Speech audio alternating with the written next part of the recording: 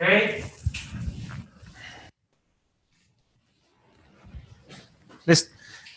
Muy bien, pues buenos días a todos. Les agradecemos a quienes están conectados o que están siguiendo esta transmisión a través de las diversas redes digitales de la Universidad Autónoma de Chihuahua y a través de radio que también nos están haciendo el favor de retransmitir este diálogo, ¿no?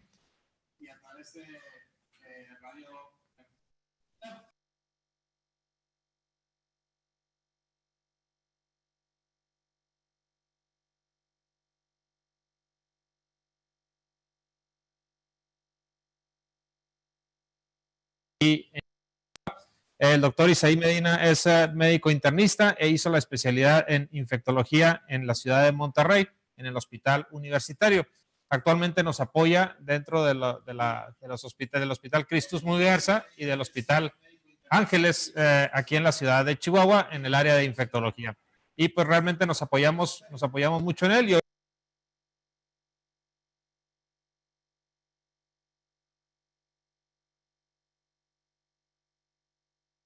Isaí, pues bienvenido. El esfuerzo que haces por estar aquí. Gracias, doctor Hinojos. También es importante, soy orgullosamente egresado de la UACH de medicina. Eso es importante y pues con mucho gusto contribuyendo a nuestra Facultad de Medicina como docente, adjunto de infectología, 9º semestre. Espero que mis alumnos también se estén conectando para esta transmisión, porque va a ser un tema muy interesante. Vamos a procurar ahí tener una charla de este tema que es la importancia de la vacunación en el adulto. Vamos a empezar con una presentación y vamos a tener diálogo y vamos a dar oportunidad a que los que se estén conectando presenten sus preguntas, dudas al respecto. Pues adelante con la presentación, por favor. Pues lo importante es que todos tenemos el conocimiento de que las vacunas son uno de los inventos del ser humano para prevenir enfermedades infecciosas y son uno de los puntos básicos que marcaron trascendencia en la salud pública y medicina preventiva. En los niños es donde tenemos más conocimiento y más aplicación. Como médicos yo creo que debemos de enfocarnos un poco en la vacunación del adulto. He visto mucha ignorancia en nuestro medio desde que estaba en la Facultad de Medicina. Tomamos el tema de vacunas como un tema pues aburrido, como que hay que saltarlo lo más pronto posible porque es muy pesado, pues digamos, el tema o se nos hace muy aburrido, no lo queremos retener. Nos enfocamos principalmente en la prevención y vacunación en la infancia, pero en los adultos es un tema como que pasa mucho de noche.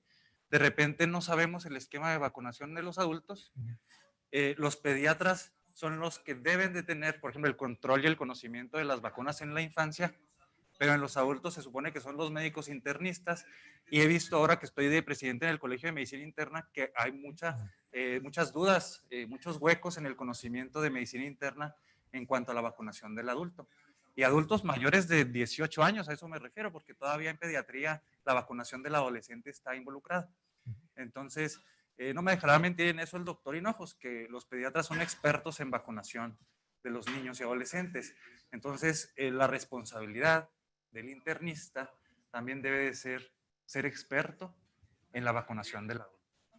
Sí, y creo, si me permites aquí, es un trabajo que tenemos todos los médicos, incluyendo los pediatras, porque efectivamente los pediatras estamos muy enfocados a la vacunación del niño en cualquier consulta, no solo en la consulta del niño sano, que ahí es una parte integral de la consulta, el esquema de vacunación que tenga el niño, y promover el resto de las vacunas si no las tiene.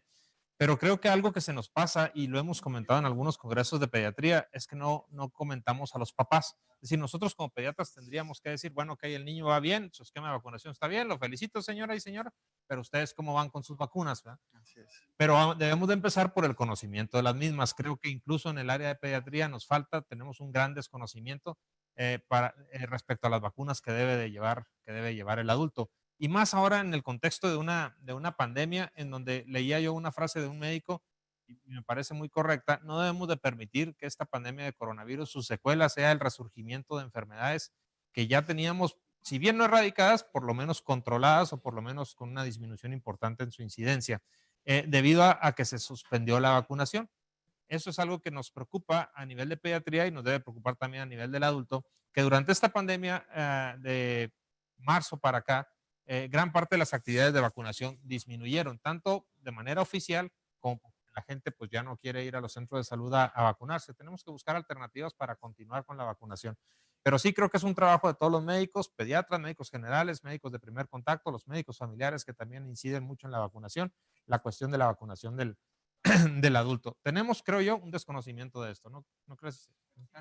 Creo que como médicos debemos de poner el ejemplo a todos los niveles, tanto medicina general de primer contacto, como todos los especialistas debemos de tener por lo menos un conocimiento básico de las vacunas.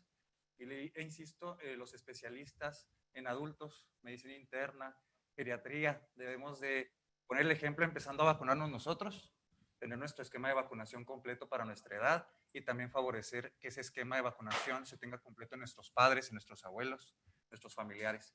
Entonces nosotros debemos de ser los primeros en compartir ese ejemplo de prevención y darle seguridad a nuestros familiares, a nuestros pacientes de que las vacunas son seguras. Las que están disponibles y comerciales han pasado por muchos estudios clínicos y han demostrado efectividad, por lo tanto debemos de ser conscientes para que la sociedad también vea en nosotros ese ejemplo y lo pueda compartir a su familia.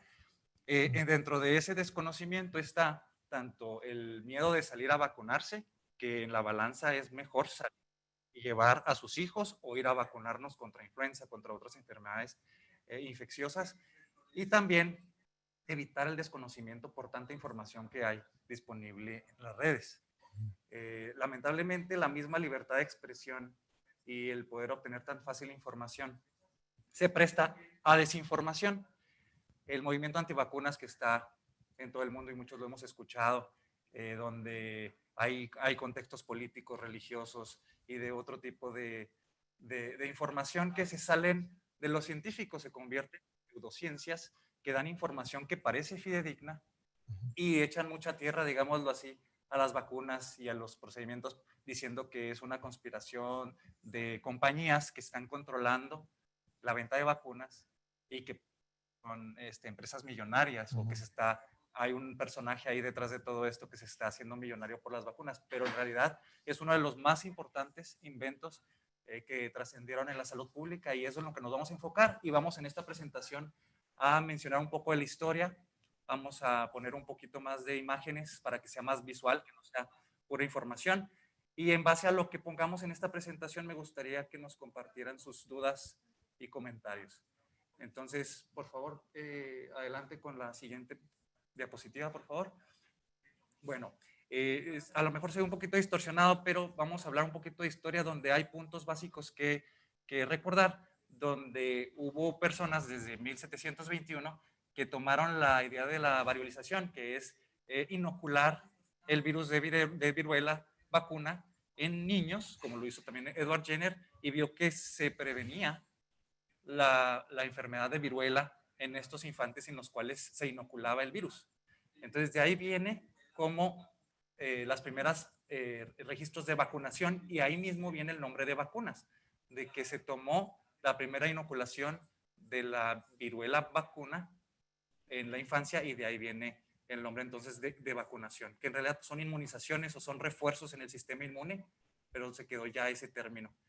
Con el tiempo, como vemos, en 1840 y 1859 vienen otros cambios donde empezamos como humanidad a demostrar que los microorganismos son causantes de este tipo de enfermedades. Dale otra, por favor. Y en 1970 es cuando sale la primera vacuna de viruela, que es contra un virus importante que causa un síndrome congénito. Y después en el 63 sale la vacuna de polio oral, también en el 38 la vacuna de fiebre amarilla que todavía se tiene disponible en estas fechas y es efectiva. La BCG, que es la que nos deja la marca a gran parte de los mexicanos en el brazo donde nos ponen esa vacuna, que previene las formas graves de tuberculosis en la infancia. Y después vienen ya otros descubrimientos como la vacuna contra cólera, que ahí la menciona en 1879 por también ahí Luis Pasteur. Dale la siguiente, por favor. Tenemos otras fechas importantes, Pero aquí quiero enfocarme en lo más reciente, lo más moderno es la vacuna contra VIH. Desde 1987 ya se tienen estudios donde se están probando diferentes vacunas para prevenir esta devastadora enfermedad. Si se fijan, en el 2003 ya hubo un estudio clínico con una vacuna que con los años, en los siguientes 10 años después del 2003, demostró hasta un 31% de efectividad. O sea, si ponemos a 3 personas esta vacuna, una de cada 3 personas puede llegar a desarrollar protección contra VIH. El asunto es que estamos buscando una vacuna efectiva que tenga mayor porcentaje de protección y efectividad. Y esto mucha gente no lo sabe, piensa que la vacuna de VIH está muy lejos, pero ya hay indicios de que hay vacunas que empiezan a demostrar efectividad. Con los años esperemos, como dice ahí, desde el 2006 hay otro tipo de vacunas de VIH que se están estudiando y esperemos que en los próximos 5 a 10 años tengamos resultados de un porcentaje mayor de efectividad. Y si se fijan, en el 2019 tenemos ya también una vacuna de ébola que se veía imposible hace 10, 15 años y ya el año pasado tuvimos esos resultados de alta efectividad. Entonces, la siguiente. Entonces, esta es información significativa, es algo que todos los médicos deberíamos de saber, que ya está en proceso los estudios clínicos de vacuna de VIH, que estos estudios llevan tiempo. ¿Por qué? Porque tenemos que demostrar en diferentes sujetos, poblaciones, la efectividad y así también los efectos secundarios de las vacunas, para que en la balanza gane la efectividad y la protección. Tenemos esta imagen que me gusta mucho porque es la última imagen que tenemos registrada de una persona, de un individuo que contrajo viruela en Somalia. Tiene registrado ahí en los headquarters de la CDC y de la OMS que en 1977 fue la última persona documentada con viruela. Gracias a la vacunación, eso lo podemos presumir como uno de los logros más importantes de la vacunación y ese es su nombre, Ali Mau. Otra, por favor. Y tenemos aquí una gráfica importante de cómo, a partir de que varios países y la ONU y otros más lograron fomentar la vacunación internacional generalizada contra polio, los casos fueron disminuyendo. A partir de 1988 que se promovió la prevención de polio, en 1991 podemos decir orgullosamente que en las Américas se erradicó. Se vieron el último caso de polio en las Américas en 1991 y en 1998 tuvimos el último caso en Europa. Lo importante es eso, que sepan que en pocos años las Américas se vio comprometido para vacunar a los niños y con eso se lograron erradicar este tipo de enfermedades que dejan secuelas neurológicas devastadoras. Entonces, esos son ejemplos de cómo la vacunación ha disminuido este tipo de enfermedades tan severas. Y esta es otra gráfica, cómo a través de los años se demuestra que la vacunación contra sarampión ha sido una de las más efectivas para prevenir muertes en la infancia y en adultos. Si se fijan, esta gráfica es del 2000 en adelante y del 2000 al 2015 hubo hasta una disminución del 79% nomás por tener un enfoque mayor en la vacunación. Y tenemos como desde que se inventó, que se tuvo disponible la vacuna contra sarampión, se estiman que más de 20.3 millones de muertes se han evitado gracias a esta vacuna. Entonces, esas son evidencias a través de la historia de cómo se pueden prevenir enfermedades y muertes por la vacunación. Este es uno de los artículos también más recientes de cómo es el impacto, tanto en los sistemas de salud, económico y social, de la vacunación, del Frontiers in Microbiology. Y ahí en esa tablita, si se fijan, tenemos diferentes enfermedades prevenibles por vacunación y cómo en la era prevacunación, ahí vienen las fechas desde el 1920, 1960, teníamos una incidencia significativa de casos de esas enfermedades.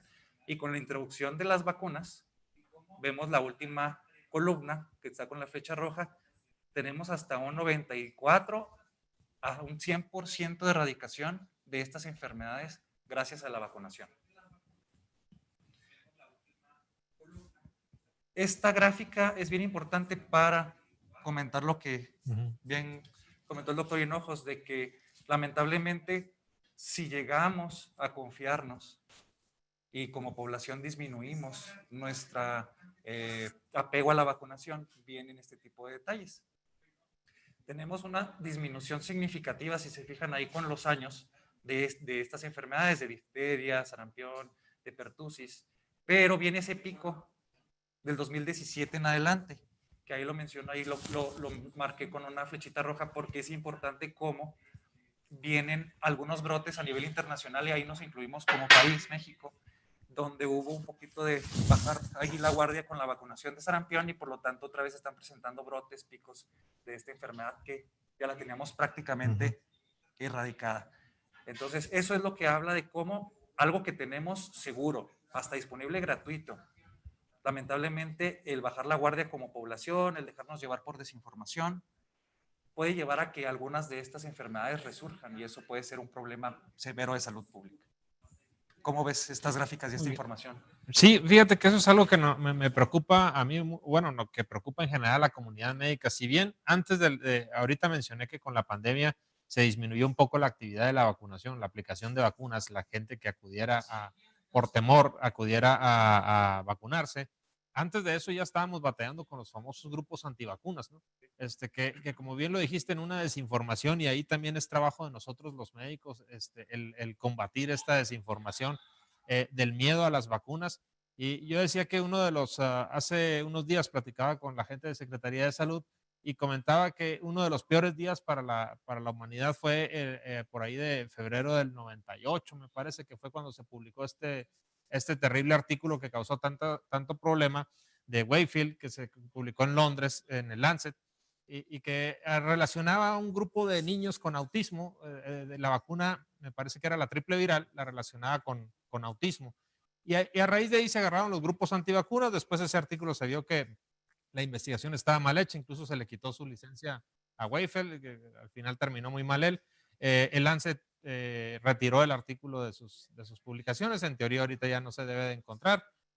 Pero a raíz de ahí empezó a surgir este problema de los antivacunas y se añadieron mucho a eso, y eso ha sido un problema y tenemos los médicos que combatirlo. Si bien las vacunas tienen efectos adversos que todos conocemos, que pueden ser, generalmente son leves, estamos hablando de mal estado general, algo de fiebre, pero hasta ahí, en realidad, los efectos secundarios graves son muy pocos en comparación con toda la cantidad de vacunas y sobre todo con la prevención de la enfermedad, ¿no? ¿Qué nos puedes decir de los efectos adversos de las vacunas en general o el temor que haya a esto, a vacunarse? Porque lo vemos hasta en la comunidad médica. Así Sobre es. todo una de las vacunas ahorita más importantes y que hemos estado insistiendo mucho en eso, que estamos precisamente en el momento de la vacunación, es la vacuna de influenza. Ya tú vas a hablar de algunas vacunas en específico, y entre ellas influenza, pero es de las que más miedo causa, incluso entre la comunidad médica. Tú preguntas si, oye, ¿ya te vacunaste? Y me dicen, no, no, porque me va bien mal, me da una fiebre, a mí me dio influenza porque me puse la vacuna. ¿Es eso posible, Isaí?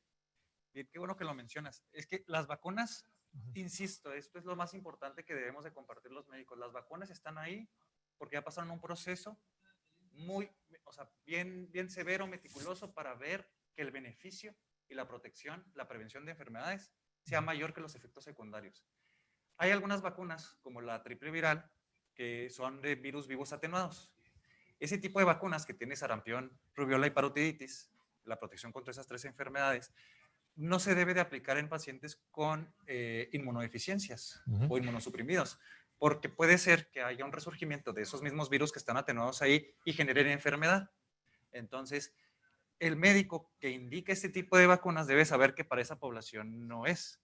Entonces, por eso los esquemas de vacunación deben de ser muy estrictos en ese sentido. Pero las vacunas que no tienen virus dentro del biológico, no nos debemos de preocupar.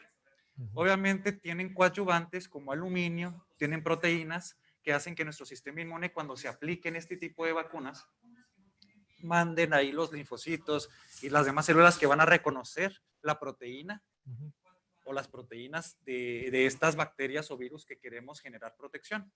Entonces, el sistema inmune, nuestro propio sistema inmune, donde se nos aplique una vacuna con proteínas o fragmentos de bacterias o virus, no nos puede infectar porque no está ni la bacteria ni están los virus completos. Por ejemplo, en la de influenza, que es la que mencionas que hay mucho miedo y hay mucha desinformación, Así es. tiene solamente fragmentos del virus, ni siquiera tiene los virus completos, ni están vivos, ni están atenuados, Son fragmentos del virus, son proteínas, son las hemaglutininas en porcentajes significativos ahí que generan, que a la hora de estar en la aplicación intramuscular, generan inflamación porque vienen con un coadyuvante.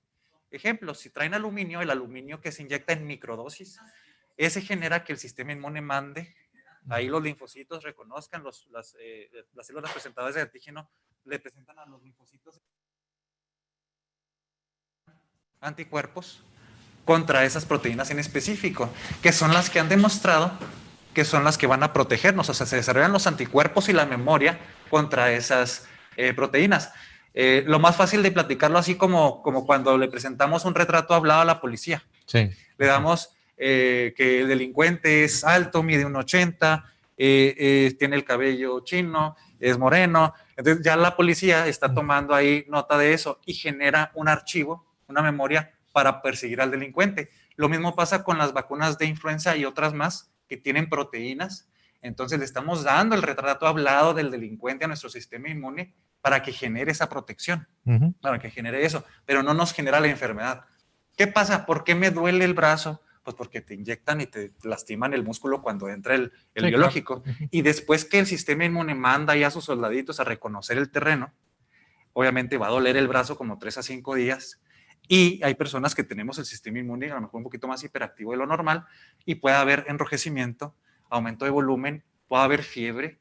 Entonces hay personas que llegan a tener hasta mal estado general. Okay. Pero eso no nos va a contraindicar la vacuna y tampoco significa que les dio la enfermedad.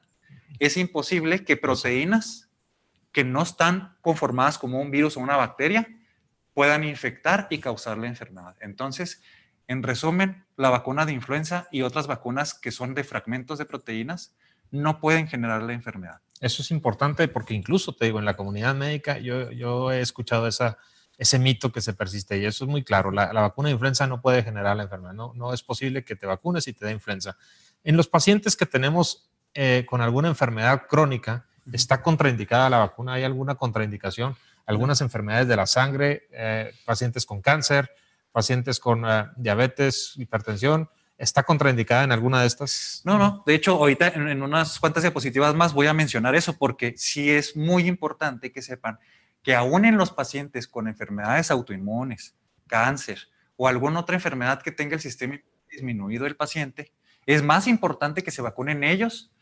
O sea, es más urgente que se les dé prioridad a ellos por ser susceptibles. Por ser más susceptibles. No porque la vacuna les vaya a causar la enfermedad. De hecho, bien lo mencionas, varios médicos me han dicho, oye, yo no le digo a mis pacientes con quimioterapia que se vacunen porque pues, no va a hacer que les pegue más duro. Exacto. Y no va por ahí. También pacientes con artritis reumatoide, con lupus, sus mismos reumatólogos a veces les dicen, espérate tantito a vacunarte porque no va a hacer que te enfermes. Esa es la mala información que no debemos de difundir, debemos de decirle al contrario. Les voy a mostrar más adelante en qué poblaciones hasta doble dosis se debe poner de vacuna de influenza en los adultos. Entonces, eso es porque el sistema inmune de algunas personas está tan susceptible que a una sola dosis no generan suficiente memoria o protección. Okay. Y se tiene que poner o más alta en una sola dosis o doble dosis separada por un tiempo. Más secuencial, ¿no? Oye, sí. Bueno, que eso se usa más bien con la de neumococo, cuando se utilizan diferentes vacunas con la de neumococo. Un paciente dice ahí que yo tengo un paciente de 65 años, es un paciente que a lo mejor tiene hipertensión, pero controlada, fuera de ahí no tiene ninguna otra enfermedad, ¿qué le debo de recomendar? Un paciente sano por lo demás, 65 años más o menos, ¿cuáles serían las vacunas que se debe de poner? Ya como el adulto. Existe incluso una cartilla de vacunación del adulto. Así es. ¿Qué nos recomiendas? Sí, en la cartilla de vacunación del adulto que tenemos disponible, por ejemplo, en el centro de salud o en IMSS, le van a decir que principalmente se ponga influenza anual. Esa no debe de faltar. Es influenza anual y se recomienda que si faltan refuerzos de algunas vacunas previas también, pero otras de las que se recomiendan es la de neumococo, por lo menos una sola dosis después de los 65 años y después repetir cada 5 años. Ahorita lo vamos a mencionar. Esas dos son las básicas para alguien mayor de 65. Okay. Se pueden reforzar otro tipo, ¿como cuál? Como la de tétanos, difteria, pertussis. Claro que sí, esa también está disponible y se puede utilizar. No está recomendada en las cartillas de vacunación, pero nosotros como médicos debemos de fomentar esas aun cuando no se encuentran en la cartilla. Y otra importante que vamos a mencionar ahorita es la de herpes zóster, que no viene en la cartilla de vacunación, pero sí es importante porque es una enfermedad que aparece en mayores de 50, 60 años y dejan secuelas significativas, tanto estéticas como neuropatía, entre otros problemas más severos, y algunos pacientes hasta los lleva a hospital. Entonces, ese tipo de vacunas son las que se pueden llegar a recomendar en alguien mayor de 65 años. Adelante si nos quieren mencionar esas vacunas. Bien, bien. Vamos a ver otras imágenes, de hecho, gracias. Vamos a ver, sí, vamos un poquito más adelante en la presentación. Bien, en este mismo artículo les quería platicar ahí, cuando tengan oportunidad de verlo, este artículo de Frontiers in Microbiology menciona ya con más detalle los beneficios y el impacto tan importante que ha tenido en los sistemas de salud económicos y sociales de las vacunas. Es un artículo muy bonito que les recomiendo que lo lean. Bueno, seguimos. Entonces, ¿qué enfermedades tenemos? Y vamos a ver en el consultorio y vamos a ver en el hospital, en los adultos. Dale otra, por favor. Tenemos estas imágenes. Herpes zóster. Herpes zóster, doc, como sabemos, es la reactivación de la varicela. En nuestra generación nos tocó, ¿verdad?, que nuestras mamás hicieran las fiestas de contagio entre los primos y los vecinitos, y hacían la pachanga ahí. El vecinito tuvo varicela y ándele, todas las mamás ahí nos llevaban y nos contagiamos así. Era una manera muy mala, en que en su tiempo nuestras mamás lo hicieron porque así creían que era la mejor manera de contagiar. Lamentablemente, ya se sabe que es una práctica que algunos niños pueden tener varicela severa, puede darles encefalitis, neumonitis, o pueden tener una complicación grave de varicela. Entonces ya no se recomiendan ese tipo de prácticas, mamás. Entonces a nosotros nos pasó que así nos infectamos, no nos pusieron la vacuna en su momento. Ahorita ya tenemos vacuna contra varicela disponible, que es un ejemplo parecido de que no está en la cartilla de vacunación, pero se sabe que está disponible y previene la enfermedad. Ventajas: a los niños que se vacunen contra varicela, uno, las mamás van a evitar que les dé, y también van a evitar que les dé varicela zóster o herpes zóster en su edad adulta. O sea, están fijándose a un corto plazo y a un largo plazo en la vida de su criatura. Y las complicaciones, ¿no? Porque estamos acostumbrados a hablar de varicela, a ver que salen los granitos, que el niño le da un poco de fiebre, pero en realidad podemos tener neumonía por varicela, hemos tenido sepsis por varicela en pacientes pediátricos, y que no necesariamente es en pacientes susceptibles, o sea, puede ser en un paciente sano y darnos una neumonía por varicela. El adulto, dice, si yo no recuerdo que me haya dado varicela nunca, ¿está recomendable vacunarse para varicela? Sí. De hecho, si no hubo un registro clínico donde sí, que casi siempre nuestros papás o nuestros pediatras nos dijeron, sí, si tuviste varicela, la manera para saber si tuviste o no es hacer anticuerpos, IgG, contra varicela zóster. Si ese estudio me demuestra que, sí tuviste, a lo mejor hasta pasó asintomático, es posible, pero se generó IgG, ya no necesito la vacuna, porque ya me dio. Pero la que sí se requiere en esos casos es la de herpes zóster, porque si me dio la enfermedad o nada más generé inmunidad, cuando venga la inmunosenescencia, después de los 50 años, que es el sistema inmune que se deprime por la edad, puede resurgir el herpes zóster, que son esas imágenes que pusimos en la presentación y volvemos a compartir, que se pueden ver muy sencillas, porque en teoría se le llama culebrilla, porque sale como a través de los dermatomas, y se pueden ver tan sencillo como eso, pero si vemos la siguiente presentación, por favor, pueden ser casos tan aparatosos como estos, que se presentan principalmente en adultos mayores. Muy severos. Entonces, insisto, en el adulto mayor, esta enfermedad se puede prevenir con una vacuna, que es darle refuerzo al sistema inmune para que no tenga este rebrote de varicela. Varicela es un tipo de herpes que se queda latente en nuestro cuerpo con los años, y como les explico, con la inmunosenescencia puede llegar a brotar de nuevo este virus, y escoge específicamente dermatomas. Entonces, si vemos la siguiente presentación también, esta es una de las presentaciones más severas de herpes zóster, que es el herpes zóster ocular. Y estas son las que les comento que puede llevar a un adulto mayor a hospital, donde la inflamación es tan severa que puede llegar a comprometer la vista. Entonces, las dos principales complicaciones de herpes zóster en el adulto es eso: neuropatía, que les queda el dolor insoportable por mucho tiempo en la zona donde salió el herpes, aun cuando ya las lesiones se apagaron, queda inflamado, queda disestesia en esas zonas donde brotó el herpes zóster, y este es de los más severos. Como les comento, imagínense, esa paciente que está ahí en esa imagen puede llegar a perder el ojo por la infección o el brote de herpes zóster. Y si sabemos que nuestros adultos mayores se pueden proteger contra esta reactivación con una vacuna, y la tenemos disponible. Como les digo, no está en el esquema de vacunación, en la cartilla de vacunación, pero sí se tiene disponible en el ámbito particular privado, y es una sola dosis intramuscular de virus vivos atenuados. Ahí es importante también mencionar eso. Aquí en México es la que tenemos, es de virus vivos atenuados, que es igual que la vacuna de varicela que hay disponible en la infancia, pero con una dosis diferente. Entonces, se da este refuerzo al adulto diabético de 50 años, que sería un ejemplo para ponerle esta vacuna, porque los diabéticos después de los 50 pueden presentar estos rebrotes. Okay. Adultos sin enfermedades crónicas, mayor de 60 años, se ganó esta vacuna y hasta se la pueden dar de regalo a sus papás, a sus abuelos. ¿Por qué? Porque les van a evitar. Sería un buen regalo del Día del Abuelo, ¿eh? Definitivamente. ¿El costo, dice, qué costo tiene esta vacuna? Esta vacuna cuesta entre 2,500 y 3,500 pesos en el ámbito privado. Y estaría indicada, entonces, para resumir, en todo paciente adulto mayor de 60 años, independientemente si tiene comorbilidad, pero sobre todo aquel diabético. Así es, diabético. Lo que sí hay que cuidar, como les digo, que es de virus vivos atenuados. Si es un paciente que está con quimioterapia, sí, que está con un inmunosupresor, dosis altas de esteroide, a lo mejor en esos pacientes no es una buena idea ponerles de virus vivos atenuados. Por eso debe estar bien indicada por un internista, geriatra o infectólogo, evaluando los antecedentes del paciente y así escoger si es la mejor vacuna o no. Por ejemplo, en un paciente trasplantado, no es una buena idea ponerle este tipo de vacuna. Pero en Estados Unidos ya hay una vacuna que es de proteínas. Okay. Esa vacuna ya está disponible, todavía no nos llega a México, pero esperemos que en los siguientes años esa vacuna también la podamos tener disponible, porque esa, que es de puras proteínas, sí nos va a servir para vacunar a pacientes con enfermedades autoinmunes y trasplantados y prevenir los brotes de herpes zóster. Excelente. ¿Qué otra vacuna dice estaría indicada en el Vamos a ver las siguientes diapositivas, por favor. Bien, entonces que no se les olvide, una sola dosis única para pacientes para prevenir herpes zóster. Y tenemos esta que es una de las grandes maravillas de las vacunas, que es la vacuna contra el VPH, el virus de papiloma humano. Esta es la única vacuna que tenemos disponible, Doc, que previene el cáncer, que ya se demostró con ciencia a través de varias décadas que es una vacuna que protege contra el cáncer cervicuterino. Entonces, ¿cuáles son los principales tipos de VPH que causan cáncer cervicuterino? Son el 16-18, que se incluyen en todas las vacunas que hay disponibles comercialmente contra papiloma. Y como ven en la imagen, esos son los diferentes grados que se pueden presentar de lesiones por virus de papiloma en el cérvix. Tenemos otra imagen donde en este mes, el 1 de octubre, en el New England Journal of Medicine se publicó todavía más evidencia de que la vacuna contra VPH protege contundentemente contra cáncer cervicuterino.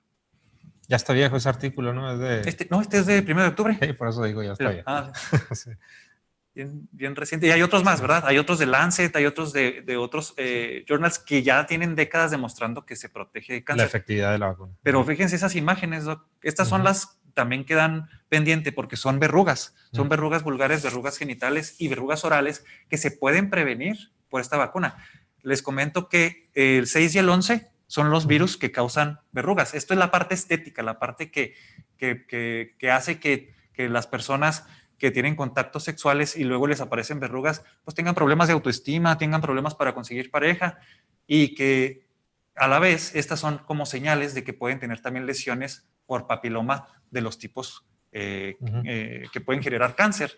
Entonces todo este tipo de lesiones y problemas se pueden prevenir con esta vacuna contra papiloma. ¿Cuál es el esquema, Isaí, de la vacuna del papiloma? Vamos a ver la presentación. En la siguiente, ahí vemos más lesiones de papiloma que pueden ser en la lengua, les digo, en cervix. En adultos está indicada la vacuna hasta los 45 años. Hace unos años atrás también se cambió eso, decían que hasta los 25 años estaba permitida, pero bueno, los estudios han demostrado que hasta 45 años, según la FDA y la CDC también recomiendan así, pero claro que el clínico puede llegar a modificar eso y les hemos puesto la vacuna a por ejemplo, mujeres que enviudan muy jóvenes y quieren reiniciar vida sexual activa y nos piden, oye, yo me quiero proteger contra papiloma y pueden tener 52 años y se les pone su vacuna de papiloma y no hay problema. ¿Son dos dosis? No hay contraindicación. No, en adolescentes se vale 2 dosis porque demostraron que con 2 dosis se genera suficiente inmunidad. Okay. Menores de 15 años, 2 dosis está bien, primera dosis y la siguiente 60 días. Muy bien. Y en los adultos mayores de 15, bueno, o los adolescentes y adultos mayores de 18 años, se recomienda de preferencia 3 dosis para generar suficiente inmunidad. Con espacio de ¿2 meses? Puede ser la primera, la siguiente entre 30 a 60 días y la tercera dosis a los 6 meses de la primera, que es lo que tenemos ahí en la presentación. Entonces, está indicada tanto para hombres como para mujeres. Esa era otra pregunta que de hecho están haciendo ahí, si está indicada en hombres también. Sí, sí. ¿Por qué está indicada en hombres? Sí. Porque también los hombres somos portadores, aun cuando no haya lesiones visibles, macroscópicas. Así es. Podemos ser portadores y también podemos desarrollar cáncer, pero se ha visto que el cáncer que desarrollamos los hombres es más frecuente, más que en los genitales, es en región orofaringea o faringea, que se puede desarrollar cáncer de lengua, cáncer de faringe, porque tenemos prácticas sexuales donde también se involucran esas regiones y ahí se pueden infectar por papiloma. Entonces, esta vacuna previene el cáncer tanto en hombres como en mujeres. Excelente. Pues eso es información importante sobre la vacuna del papiloma humano. ¿Qué otra vacuna o seguimos con eso? No, seguimos. De hecho, es bien importante comentar también que adelante. Hay muchos mitos, como mencionas, de que mucha gente dice, no, la vacuna de papiloma hace muchos efectos secundarios, puede causar Guillain-Barré, puede hacer mil cosas, pero no le estamos dando a esta vacuna la importancia suficiente. O sea, si te ponen y te dicen, oye, a ti te va a dar cáncer cervicuterino en algún momento de tu vida y te doy una vacuna que te lo previene. Claro. Es lo que más importante de esta vacuna, previene cáncer. O sea, ninguna otra vacuna, ningún otro medicamento ha demostrado proteger contra cáncer. Y está así. Entonces, si nos dan oportunidad, por ejemplo, a los que tienen hijos y les dicen, la mejor manera de proteger a tus hijos, hombres y mujeres, es ponérsela entre los 9 y los 11 años de edad. Sabes que hay muchos mitos en la cuestión sexual. O sea, yo a veces que le digo a los papás de mis pacientes, hay que ponerle la vacuna del papiloma ya cuando lleguen a los 9, 10 años, y me dicen, hasta se enojan o se asustan. ¿Pero por qué, doctor? ¿Qué cree que ya va a empezar con actividad sexual? ¿O qué? Entonces, creo que es función de nosotros los médicos combatir esos mitos, porque sí hay mucha reticencia a esta vacuna del papiloma por la cuestión sexual, ¿no? Claro, pues es que son cosas sociales ya de nuestra cultura, donde hasta los mismos papás piensan que estamos fomentando la promiscuidad. Así es, sí, eso me lo han dicho. Me lo han dicho. Si le pongo la vacuna, doctor, se va a soltar haciendo lo que no debe hacer, pero bueno, eso pues es algo que debemos de... Tenemos que fomentar también los preservativos, tenemos que fomentar este tipo de cosas porque la actividad sexual se va a tener. Así es. Los adolescentes, todos pasamos por ahí, no nos vamos a detener porque nuestra mamá o nuestra abuelita nos regaña y nos diga que nos está viendo Diosito, con eso no nos vamos a asustar. Entonces, lo ideal es ofrecerle a nuestros hijos, a nuestra población, una protección contundente, que sepan que pueden tener acceso a esas vacunas y vean todas las imágenes que les presenté. Ese tipo de cosas se las podemos evitar a nuestros hijos y las podemos evitar en nosotros mismos aunque tengamos 45, 50 años. Entonces, recapitulando, la vacuna del papiloma indicada en hombres y mujeres, en adolescentes hay 2 dosis de preferencia. En el adulto, a partir de los 18 años, ya 3 dosis para alcanzar una inmunidad adecuada, 2 meses entre una y otra y 6 meses con la tercera. ¿El costo de la vacuna del papiloma? También depende de dónde se adquiera. Como esta se adquiere principalmente en medio particular, he visto que la venden hasta en 4,000, 5,000 pesos. Entonces, en eso sí también ser cautelosos, ¿verdad? De repente sí hay algunos lugares donde se está vacunando a precios muy caros esta vacuna.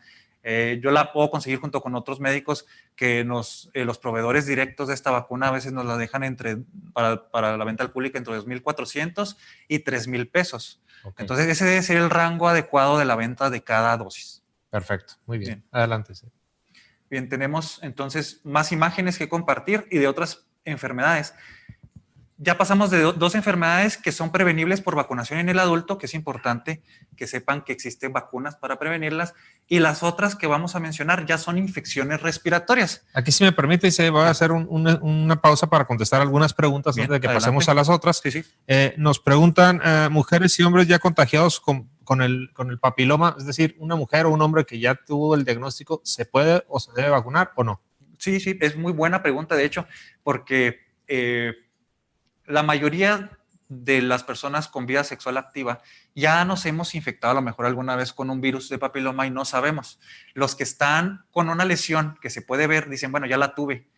El detalle es que la vacuna va a seguir protegiendo contra los otros virus a los cuales no se han expuesto todavía. Por ejemplo, la que tenemos disponible en México es tetravalente, es contra 4 virus. 2 que causan cáncer, 2 que causan verrugas. Si la persona que tiene verrugas es causada por el virus 6, el ponerse la vacuna le va a proteger contra los virus contra los que no se ha expuesto. Entonces, sí es importante vacunarse aunque ya hayan tenido verrugas y se ha visto que aún los que ya tuvieron por el virus 6, por ejemplo, u 11, que causan este tipo de problemas, al ponerse las vacunas, después de quitárselas, por ejemplo, por un método de dermatología o estético, disminuye el riesgo de que regresen las verrugas. Entonces sí, quienes ya hayan tenido infección por el virus del papiloma pueden vacunarse aunque ya hayan estado infectados por papiloma. La doctora Gaby Ruiz me pregunta si el esquema se queda incompleto en adultos, ¿se reinicia el esquema o se continúa? Creo que se refiere a la del papiloma que decíamos de las 3 dosis. Alguien que se la puso en la adolescencia, en el adulto, ¿completa esquema o reinicia esquema? No, lo ideal es completar esquema, o sea, es hacer un esquema completo. Si en algún momento les ofrecieron la vacuna y se pusieron una sola dosis, se están haciendo estudios como en ciertas poblaciones que se ponen una sola dosis y luego después hasta el año o 2 años se pusieron otras dosis o completaron esquema. Se están haciendo estudios para ver si sí se generó suficiente inmunidad. Lo que sí se sabe es que con 2 dosis por lo menos sí hay inmunidad. Si alguien se puso una y luego los 30 días otra, aunque ya sean adultos, sí hay inmunidad, sí hay protección. Pero la mejor protección, o sea, si yo les digo que con 2 dosis van a tener 60% de protección y con 3, 90%, pues vas a escoger 3 dosis, que eso sería lo ideal. Muy bien. Pero bueno, si ya tuvieron 2 dosis, ya ponerse una tercera en 5 años, pues no hay tanto beneficio. Sería volver a empezar esquema. O por ejemplo, ahora que va a salir la nueva vacuna, que lleva 9 tipos, va a salir en los próximos años aquí en México, y alguien dice, yo ya me puse el esquema completo de la doble o de la cuádruple, ¿me puedo poner otra vez la de 9? Sí se puede. Y se puede completar con 2 dosis o hasta 3, como venga ya en su momento la información para vacunarse, y no hay problema volverse a poner una vacuna de papiloma que abarque un poquito más de protección. Perfecto. Isaí, el doctor Lara me pregunta aquí en el chat, paciente de 62 años de edad iniciará quimio y radioterapia. ¿Es indicativo? Él pregunta por la vacuna de varicela. Ajá. Va a iniciar, todavía no la tiene, va a iniciar quimio y radioterapia. Pregunta él, ¿es indicativo que le ponga la vacuna de varicela? Yo extendería la pregunta del doctor Lara a un paciente que va a iniciar quimio y radioterapia. ¿Hay algunas otras vacunas que tengamos que indicarle antes de que inicie o no? Sí, de hecho, debe de vacunarse contra influenza. Definitivamente. Ajá. Eso no le contraindica. Ahorita por todo lo que viene el invierno, también debe tener su vacuna de neumococo. Esas 2 básicas debe tener su paciente. La de varicela o la de varicela zoster que comentamos, es importante mencionar que como es de virus vivos atenuados, este paciente no es candidato. Por ejemplo, si le va a iniciar la quimioterapia en una semana, no es buena idea ponerle la vacuna ahorita. Cualquiera de virus vivos atenuados. Sí, de virus vivos atenuados. Debemos evitar. Sí, no le pueden poner la de sarampión, rubiola, parotiditis, no le pueden poner esa de varicela zoster. Por eso estamos esperando con ansias la vacuna contra herpes zóster que no tiene virus vivos atenuados, porque sería la ideal para este tipo de pacientes. Que es de proteínas, de puras proteínas. El ejemplo también en un paciente de trasplante, que dicen, oye, el trasplante ya en cualquier momento se lo va a donar su hermano la próxima semana y le queremos poner la del herpes zóster. Les digo, esa no. Todas las demás que quieras. La de neumococo, hepatitis B, le puedes poner influenza, tétanos, difteria, pertussis. Todas esas que no tienen virus vivos atenuados se los puedes poner. Pueden aplicar, pero esa de herpes zóster no. Perfecto. El maestro Flores Montana, a quien le envió un saludo, nos pregunta, entonces, ¿la vacuna del papiloma humano protege contra todos los tipos de cáncer cervicuterino o qué porcentaje dirían ustedes que protege? No. Es que es el porcentaje de esos 2 tipos de virus más importantes, que es el 16-18, que son oncogénicos, y los de menor riesgo, que son 6 y 11, y son para que los que producen verrugas. Les comentaba que viene ya la vacuna contra 9, y ahí va a incluir más virus que también son oncogénicos, entonces esa va a tener mayor protección. Si se cumple con el esquema adecuado de 2 o 3 dosis, la protección puede ser de más del 60-70%. Si se llega hasta un 90% con 3 dosis. Excelente. O sea, eso es lo que está bien documentado contra cáncer causado por el 16-18. Que son los más importantes. Son las preguntas que hay respecto a las vacunas que hemos mencionado. Adelante, Isaí. Bien, entonces seguimos con la presentación. Tenemos, les digo, una de las enfermedades respiratorias significativas que se presentan en la infancia, pero también en los adultos. Y aquí viene retomando el tema de que a los niños se les pone esta vacuna de tétanos, difteria, pertussis. La DPT que le conocemos. La DPT o TDAP. Y en los adultos da la casualidad que, llevamos al chamaco a que se vacune, pero los adultos, ¿por qué no nos ponemos nuestro refuerzo? Oye, estaba viendo, Isaí, que no sé si sea correcto llamarle rebrote, pero estaba viendo en los últimos años en Estados Unidos se han presentado miles de casos de pertussis. Pacientes que han llegado con el cuadro clínico característico que estábamos acostumbrados a leer en los libros, ya ni en los niños lo veíamos, y ahorita están llegando en Estados Unidos, están teniendo un repunte de pertusis. Entonces, ¿cómo hacemos con esta vacuna? Pues fíjate que sí es lamentable, y es por eso que los papás dejan de creer en las vacunas para ellos, pero bueno, hay muchos que siguen siendo responsables y se las ponen a sus hijos, que eso no debe de cambiar. Sí. Está bien, es lo que piensa uno, que uno como quiera, pero las criaturas, ¿no? Ya primero a las criaturas vacunamos, pero a nosotros se nos olvida. Entonces hay que retomar. Si no tenemos en nuestro esquema o en nuestra memoria que nos hemos puesto una vacuna que nos proteja contra pertusis reciente, es una de nuestras responsabilidades ponérnosla. ¿Por qué? Vamos a convivir con nuestros sobrinos, vamos a convivir con nuestros hijos o con otros niños, y ellos pueden ser portadores de pertusis. Como ellos ya tienen la vacuna, ya tienen esa protección. Pero a nosotros, por convivir con ellos, nos pueden pasar, o en la comunidad o en nuestro hospital donde trabajamos los médicos, podemos adquirir esa bacteria, y si ya tenemos más de 15, 20, hasta 30 años algunos que no se han puesto un refuerzo, es donde viene la enfermedad.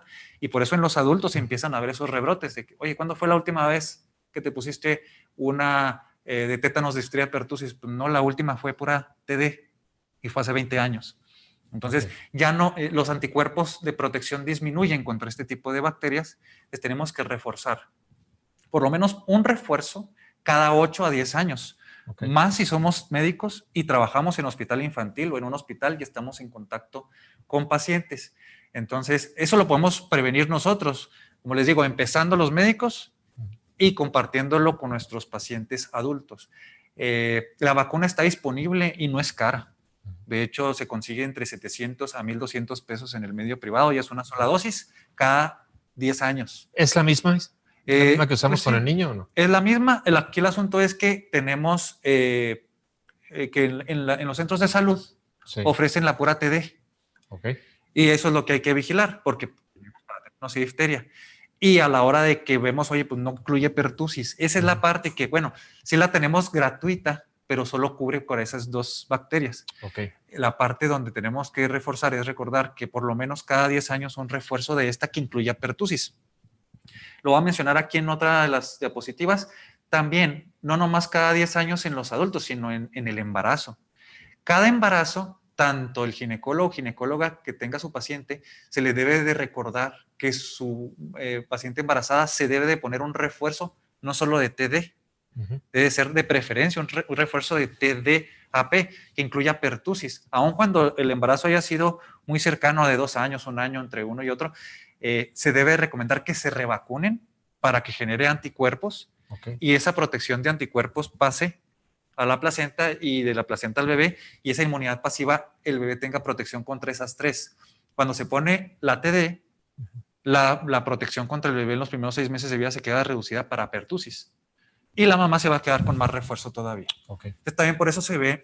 Debemos de promover entonces en el embarazo nuestros compañeros ginecólogos o médicos de primer contacto, el que promuevan la vacuna con la DPT o DPAP. Que incluya pertusis. Que incluya pertusis y no solo TD. Exacto. Muy bien. Bien, entonces ese es el mensaje de una de las enfermedades respiratorias prevenibles por vacunación. El doctor no me dejará mentir, en los niños es una enfermedad que lamentablemente, al ser prevenible por vacunación y ver que el niño se esté ahogando, esté moradito, cianótico por la tos, y saber que se puede prevenir por vacunación, y nos ha tocado como adultos. Tuve un caso con el doctor Sánchez Bustillos, que estuvo en una de las sesiones aquí de diálogos entre médicos pasadas. Nos tocó tratar a una adulta de 40 y tantos años que se le transmitió así por familiares, obtuvo ahí bordetela pertusis, y ella tenía muchos años, más de 25 años sin vacunarse contra pertusis. Entonces ella llegó con una tos en acceso cianosante que hacía que bajara la saturación, requería oxígeno suplementario. Hicimos PCR, una muestra nasofaringia, y salió la paciente positiva a bordetela pertusis. El tratamiento, a pesar de que se le dio por varios días con el tratamiento adecuado, mejoró el cuadro clínico, pero la tos le duró semanas. Fue incapacitante, dejó de trabajar, perdió peso, gastó mucho dinero en... Es una tos incapacitante esa clásica. Muy bien. Entonces, para resumir, la vacuna DPT tenemos que promoverla en el adulto cada 10 años, por lo menos, para la prevención de pertusis. Así es. Bien. ¿Qué otra vacuna dice? Tenemos otras vacunas contra enfermedades respiratorias. Si quieres, le damos la siguiente, por favor. La neumonía por neumococo. Neumonía es inflamación del pulmón y la pueden causar muchos agentes infecciosos. Entre ellos, el por excelencia que causa neumonía por bacterias es neumococo. Vamos a ver las siguientes, por favor. Neumococo es una bacteria que se aprovecha, normalmente coloniza la vía respiratoria alta, lo que es la nasofaringe, los senos paranasales, y en los adultos mayores que pueden tener algo de microreflujo y microaspiraciones de estas secreciones respiratorias, son más susceptibles a que esta bacteria se encuentre y se siembre ahí en el pulmón. Como se ve en esa radiografía, ahí se ve blanquito donde se debería ver oscuro. Esa es una neumonía por neumococo. Y en los adultos mayores de 65 años existen 2 vacunas disponibles en el mercado, que es la de 23 tipos y la de 13 tipos. Son diferentes, las dos se pueden combinar para generar más inmunogenicidad dependiendo de la susceptibilidad del paciente, pero lo básico para un adulto mayor de 65 años, como mencionamos ahorita, sin ninguna otra enfermedad, sano o sana, una sola dosis y repetir cada 5 años. Eso es lo básico. Y eso sí viene en la cartilla de vacunación del adulto mayor. ¿Cualquiera de las dos? ¿La de 13 o la de 23? No, la de 23. La de 23. La de 23 es la por excelencia y es la que está documentada, que es la que genera esa protección que necesitamos para ese rango de edad. Sin embargo, la 13 sí se ha visto que hace refuerzo. Ya algunos años atrás se vio que primero la de 13 y luego al año se refuerza con la 23 y luego ya se continúa con la 23 cada 5 años. Okay. Eso es lo que hace más sinergia o más inmunogenicidad. Es lo que había leído yo de la secuenciación de cómo usar la 2. Entonces son diferentes serotipos. No es que la de 23 incluya los 13 de la de 13. Son diferentes. Son diferentes y también el tipo de vacuna. Aunque sean de proteínas, si se fijan, una es conjugada, que viene por un proceso de ingeniería biomédica diferente, y la polisacárida tiene polisacáridos para generar mayor respuesta inmune. Okay. Entonces, entre las dos se complementan, hacen sinergia y favorece la inmunogenicidad. ¿En qué otra población fuera de los 65 años se debe vacunar así? El ejemplo clásico es, ahora que van a tener una sesión con cirujanos, es a los pacientes que después de un accidente automovilístico o después de alguna enfermedad importante se les tiene que quitar el vaso. Esplenectomía. Entonces, al hacerles una esplenectomía, el esquema de vacunación debe de incluir la protección contra esta bacteria que es el neumococo y otras más, pero es importante tener el ejemplo de que este tipo de vacunas son las que se deben de incluir en el esquema de vacunación de estos adultos. Seguimos con la presentación, por favor. Y ahora sí vamos a entrar al tema de influenza. Voy a aclarar un poquito ahí con ese también, porque ahí vamos a mencionar lo de las proteínas y esas cosas. Que algo que es interesante de la vacuna de neumococo, antes de que pasemos a influenza, es que ha ayudado mucho en algunos países donde la han aplicado de manera masiva, ha ayudado mucho a disminuir la resistencia a antibióticos. Yo dije, me llamó la atención y dije, ¿por qué? Resulta que los serotipos de la 13 son los que más se han relacionado con resistencia a beta-lactámicos de la vacuna de 13. Entonces, cuando se pone en esa secuenciación que decíamos, empezar con la de 13 y luego después la de 23 y otra dosis de 23, en esos países se ha disminuido mucho la resistencia, que ahorita es un problema grave que tenemos de resistencia a antibióticos, sobre todo a beta-lactámicos en neumonía. Entonces, es digamos, un beneficio secundario o colateral de la vacunación para el neumococo. Resumiendo, la vacuna del neumococo la debemos de promover en el mayor de 60 años, en una dosis por lo menos cada 5 años. Cada 5 años. Okay. En la 23, la 23, que es la de polisacáridos.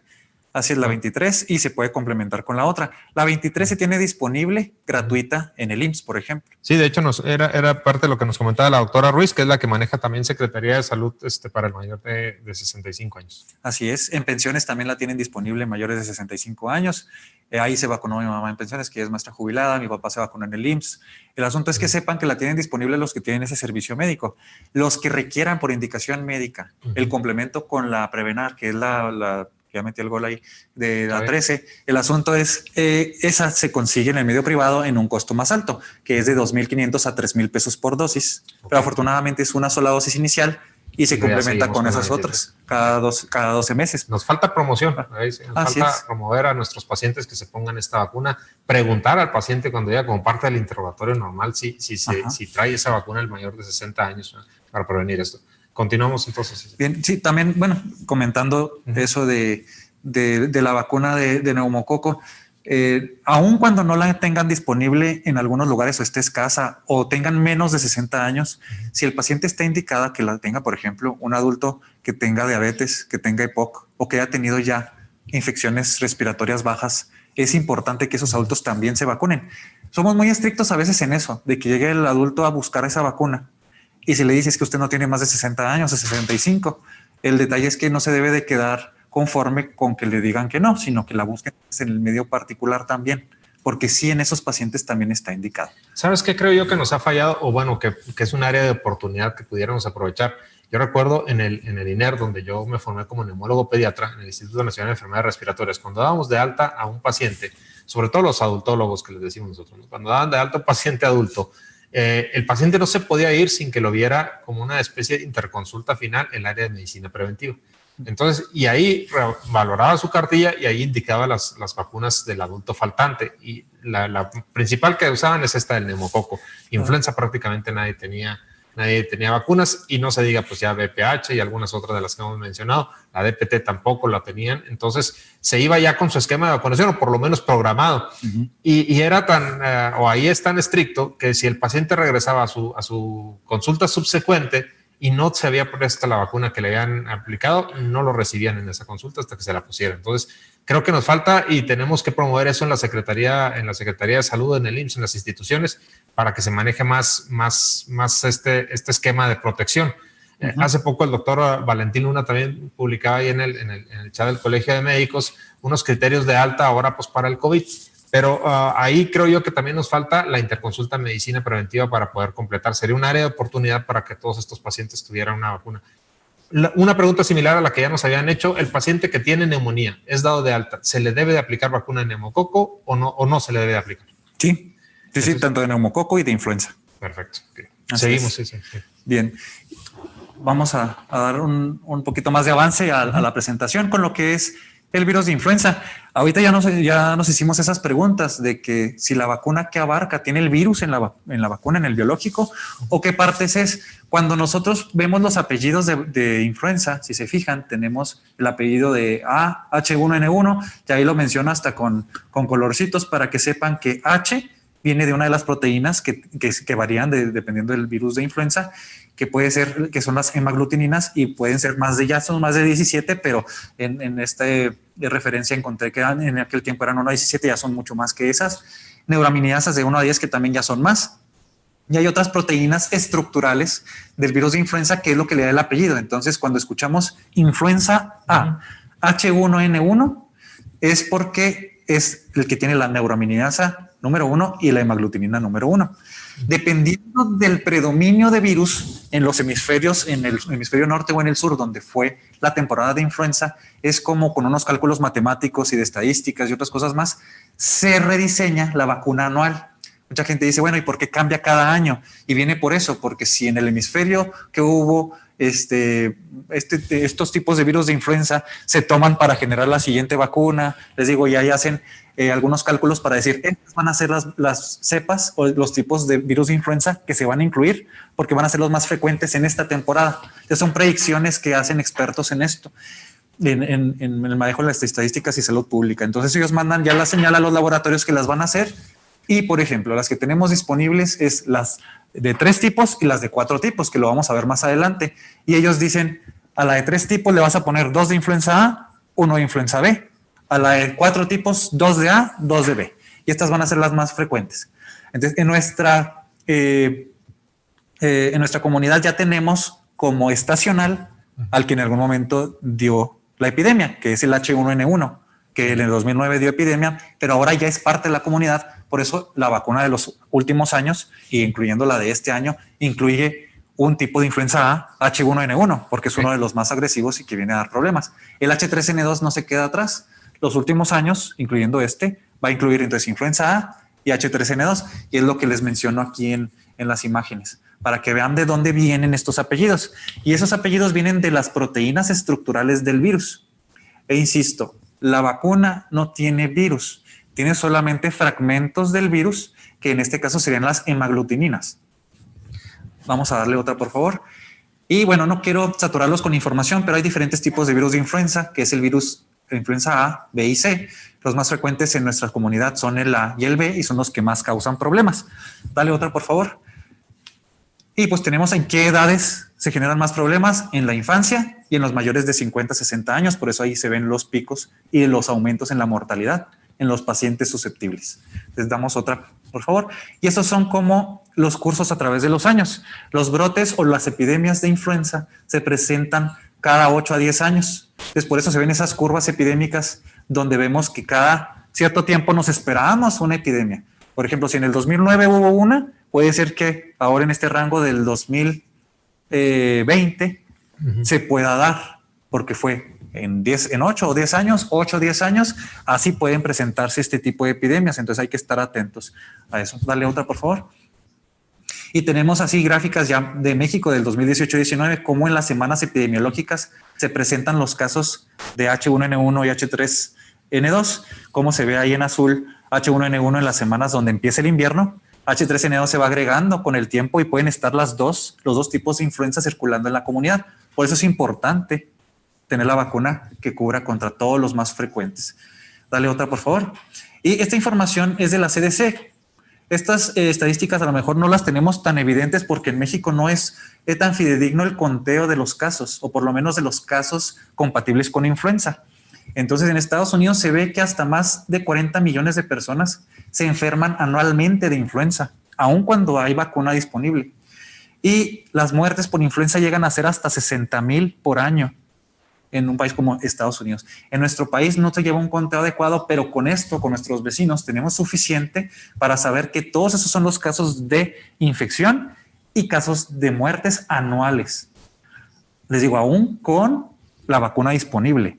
Desde ahorita nos asustamos porque en México tenemos lamentablemente varias decenas de muertes por coronavirus, que es una infección respiratoria, que la cual no tenemos vacuna. Pero imagínense con influenza, aún teniendo vacuna para prevenirla, la cantidad de muertes que hay anualmente. Entonces, ¿cómo ves esta información de influenza? Sí, la verdad es que influenza ha sido uno de los grandes látigos que hemos tenido últimamente, y ahorita, yo lo he mencionado mucho, nos preocupa mucho la combinación influenza-COVID que vayamos a tener en esta temporada.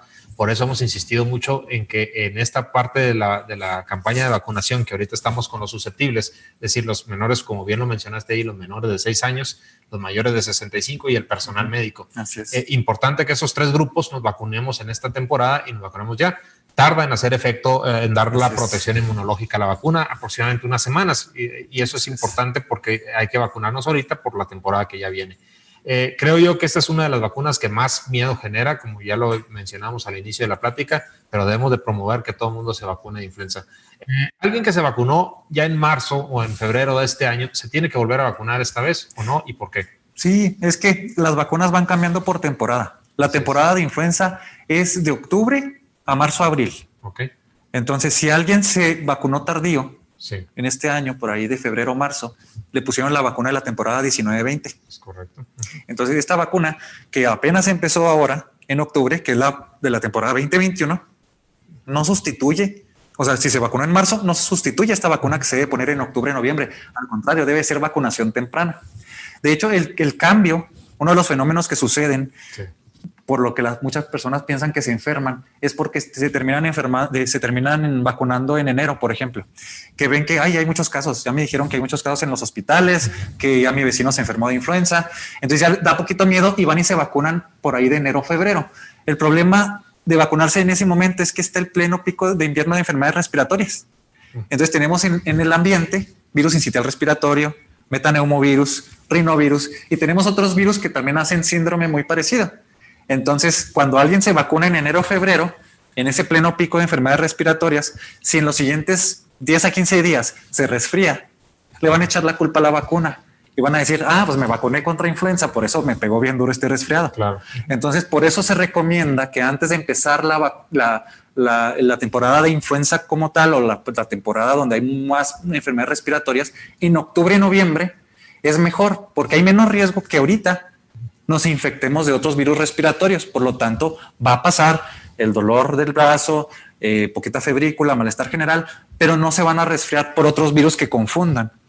Entonces, por eso lo ideal es vacunarse entre octubre y noviembre, para evitar esa sobreposición con otras enfermedades respiratorias. Y así no se gane la mala fama por un fenómeno que sucede, pero es por el frío y sucede porque hay más virus en el ambiente. Entonces, para que no por esas situaciones le echemos la culpa a la vacuna. Claro. Entonces, esa es la parte que como médicos debemos de comentarle a nuestros pacientes. Por eso es temprana la vacunación y ya tardía, pues ¿para qué?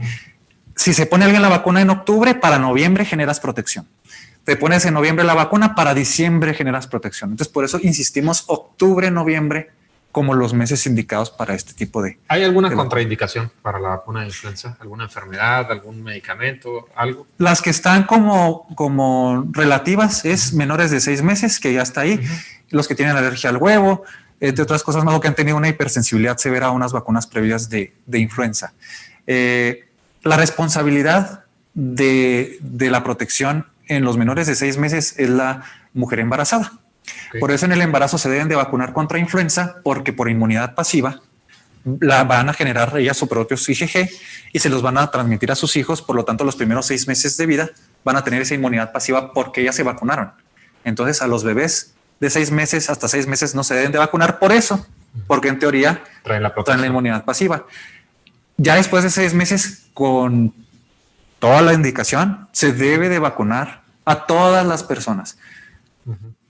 Chaparritos, gorditos, flacos, cualquier enfermedad, cualquier edad, artritis reumatoide, enfermedades autoinmunes, trasplantados, todos son candidatos pues, para vacunarse contra influenza. Isaí, en este momento que, como dijimos, en los centros de salud se está vacunando a los susceptibles, en estos grupos de riesgo. Ahorita, si un adulto joven, si tú vas ahorita al centro de salud, te van a decir que a ti no, que hasta después, la segunda fase, digamos así. Pero, ¿qué recomendación podemos darle? ¿Dónde se pudiera vacunar un adulto en este momento? Un adulto sin comorbilidad, sin estar en estos grupos de riesgo. El adulto joven, ¿hay en el medio privado vacunas de influenza? ¿Se pueden conseguir? Sí, pero el asunto es que va cambiando por tiempos. En México se autorizan 2 vacunas, que es la vacuna del sector público y la vacuna del sector particular. La vacuna del sector público es la trivalente. Esa se tiene ya distribuida por el gobierno en diferentes partes del país, centros de salud. Si alguien de personal de salud, enfermeras, médicos, se quieren vacunar, ahorita en el Hospital Central, por ejemplo, pueden acudir y se pueden vacunar, tengan la edad que tengan, mientras demuestren que son personal de salud, se les da prioridad. En pensiones igual, pero en pensiones se les da prioridad a los derechohabientes susceptibles, a personal de salud, y ahí se les pone su vacuna.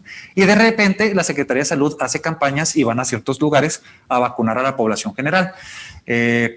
Ya después, esta etapa va a ser de octubre a mediados de noviembre.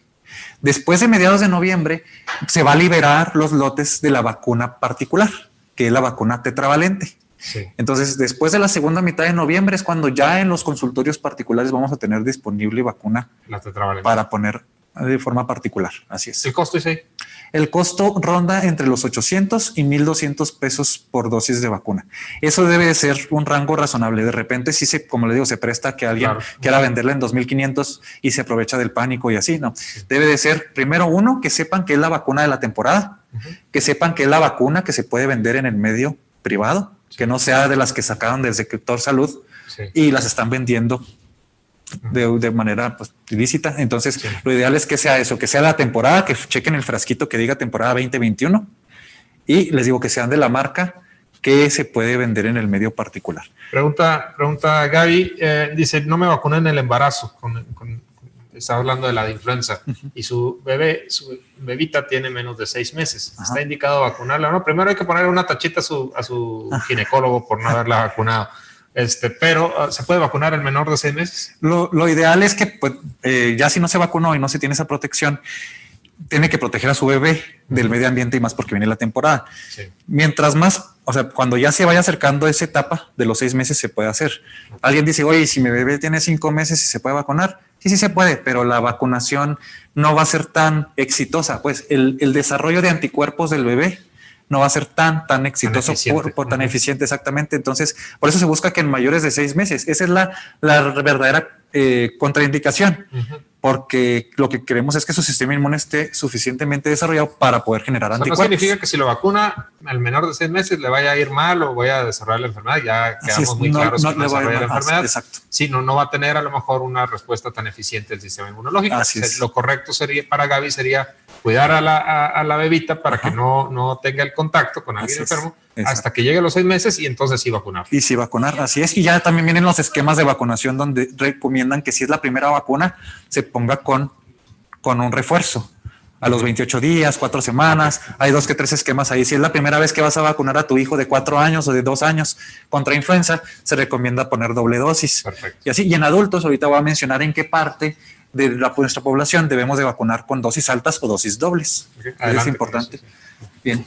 Entonces, seguimos. Estas ya son gráficas para que veamos que influenza en diferentes semanas de invierno. Esta es la curva de cómo se presenta influenza A, que es el principal virus de influenza que da lata en esta temporada. Influenza B, si se fijan, es la parte verde, la parte de abajo, que son casos en un menos de 10%, pero sí son significativas y pueden dar lata por ahí entre enero y marzo de la temporada de influenza. Por eso se incluyen en la vacunación, porque también abarcan esos meses de protección contra influenza. Y vemos la siguiente diapositiva y ahí se ve con otros colores también. Como en otras temporadas, H1N1 empieza a predominar y luego cambian las semanas y empieza a surgir H3N2. Entonces, por eso la vacunación debe llevar varios tipos de virus de influenza. Y la siguiente, por favor. Ahí no se ve mucho, pero bueno, esa línea punteada de aumento de casos y hospitalizaciones es en mayores de 65 años, que son los que principalmente llegan graves y con neumonía por influenza a hospital. La siguiente, y bueno, esa gráfica también no se ve tan bien, pero digamos que los que tienen la barrita azul más amplia son los adultos que tienen cardiopatías, que tienen hipertensión, diabetes o que tienen una enfermedad que los hace susceptibles. Entonces, esos son los adultos que llenan los hospitales por influenza. La siguiente.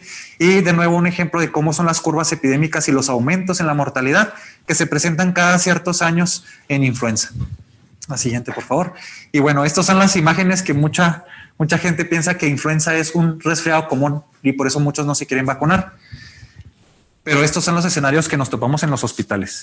Para eso ponemos la vacuna, para prevenir una neumonía por influenza, unos cuadros graves que lamentablemente han llevado a defunciones y a una gran cantidad de defunciones en los menores de 5 años. Esa es la importancia de la vacuna para influenza. Y la otra, yo siempre le digo a los papás, no le pido que se vacune a lo mejor por usted. Si usted dice, no, pues es que yo soy muy resistente, bueno, vacúnese para que no esté transmitiendo, ¿no?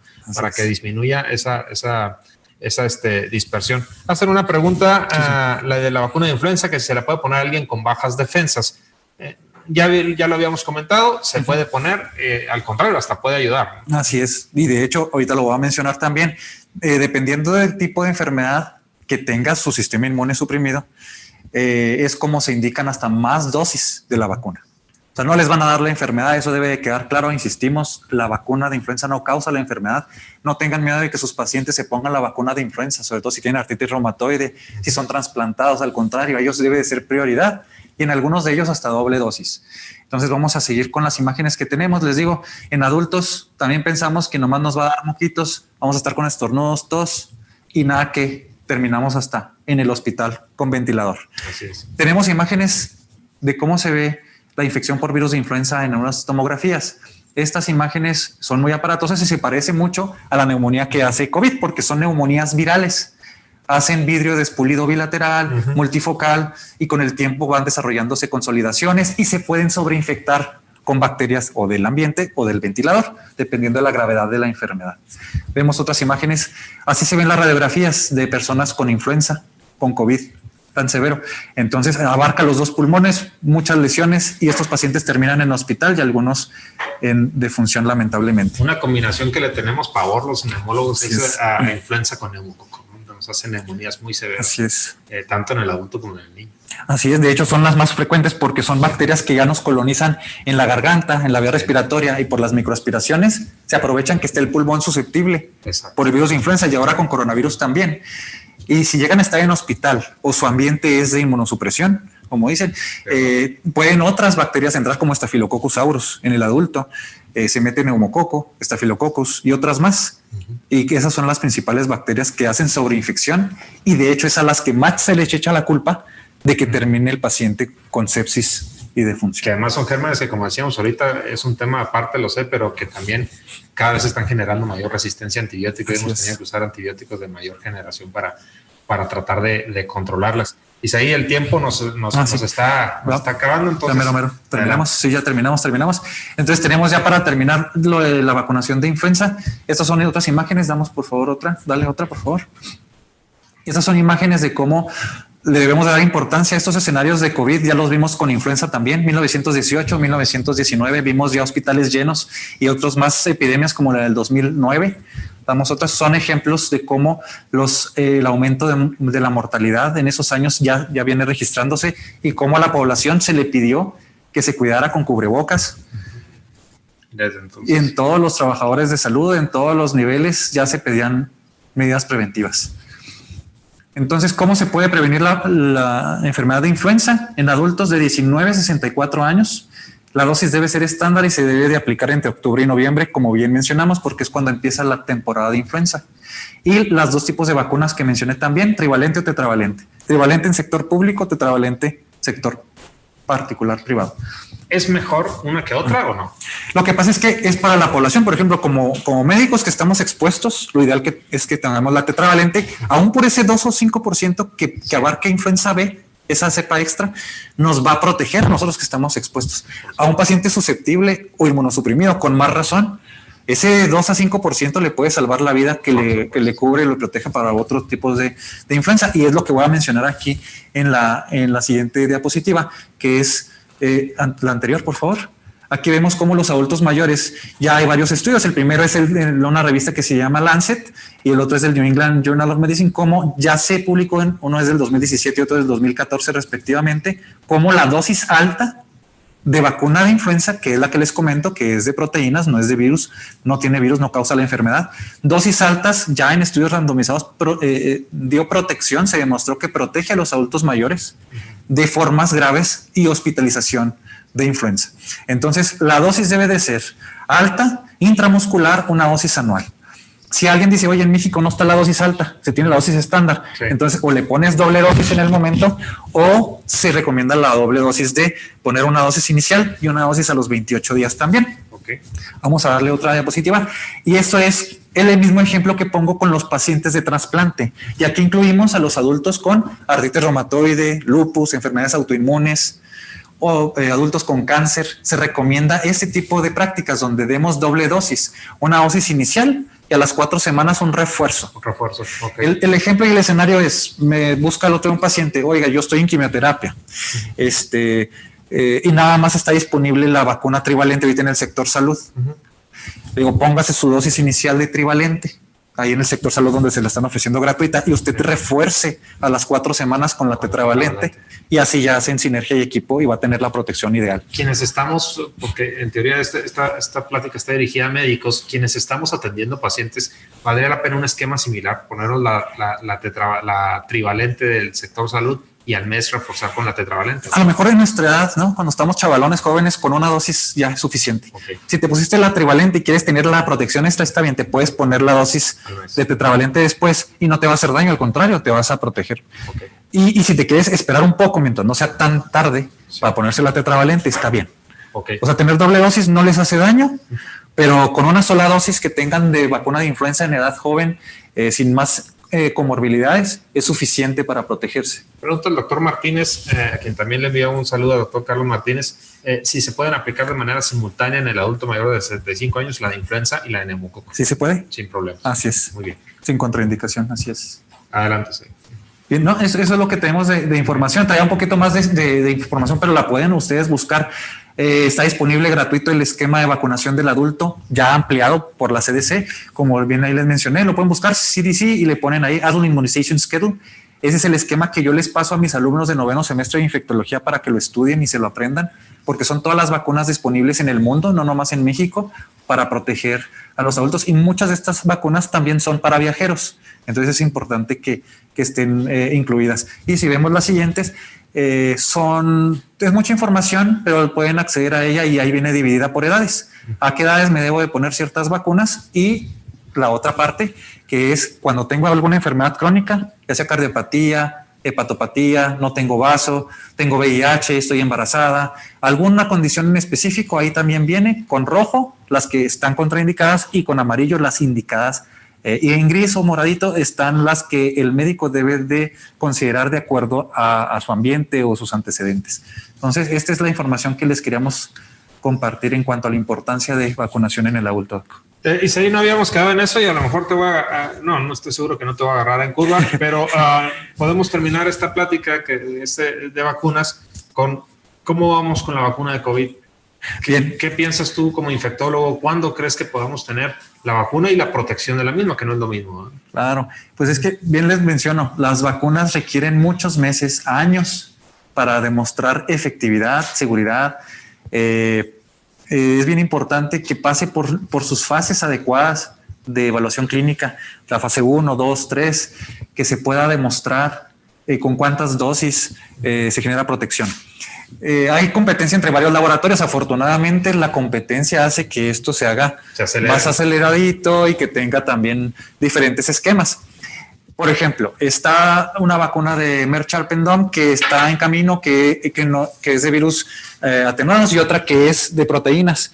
Y ellos mismos van a comparar a ver cuál es la que genera mayor protección. Viene la vacuna de Sanofi. Vacuna de Sanofi dicen, oye, te va a poner una inicial y una a los 21 días. Se va a llevar refuerzo. Entonces ellos en sus estudios clínicos nos van a demostrar cuál es la mejor, y vamos a sacar con la evidencia, que es donde viene la que nosotros debemos de aprender a interpretar. Oye, la vacuna de una sola dosis de virus vivos atenuados a lo mejor va a ser la que tenga más efectividad, y esa es la que vamos a escoger para nuestra población. Pero si sale la de Sanofi con refuerzo llega a tener más efectividad, ni modo, la que tenga doble dosis, claro, esa es la que debemos de buscar. O sea, viene de Johnson & Johnson, viene la de GSK. Son más de 5 vacunas que se están estudiando. La que demuestre más seguridad y eficacia, yo creo que esa es la que debemos de escoger. Fácil va a tardar más de un año en tener disponible algo con suficiente evidencia. Perfecto. Pues Isaí, te agradezco mucho. Ya habíamos mencionado, eres docente de aquí de la Facultad de Medicina y Ciencias Biomédicas en el área de infectología. Te agradezco las excelentes clases que das a nuestros alumnos. Y bueno, pues todas las puertas abiertas aquí. Te agradezco esta plática. Se va a quedar grabada en las redes de la Facultad de Medicina y Ciencias Biomédicas y de la Universidad Autónoma de Chihuahua. Agradezco a Radio Universidad que nos apoyó también transmitiendo esta charla importante para médicos.